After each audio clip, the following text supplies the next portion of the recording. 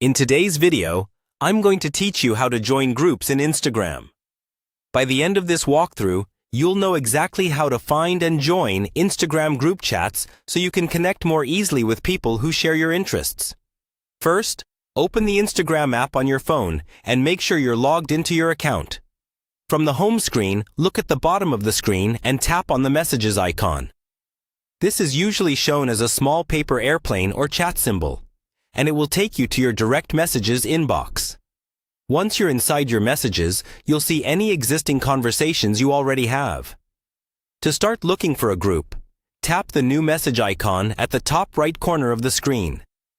This is often shown as a pencil and paper or a plus symbol, depending on your version of the app. After tapping that, you'll be taken to a screen where you can search for people, groups, or even suggested accounts. Here you can type the name of a group chat you've been invited to, or the username of someone who's already in the group. If you've been added to a group directly, it will simply appear in your inbox, and you can tap it to open the group chat. If you're trying to join a group through an invitation link someone sent you, just tap that link. Instagram will open and show you a preview of the group chat. From there, you'll usually see an option to join or request to join, depending on the group settings.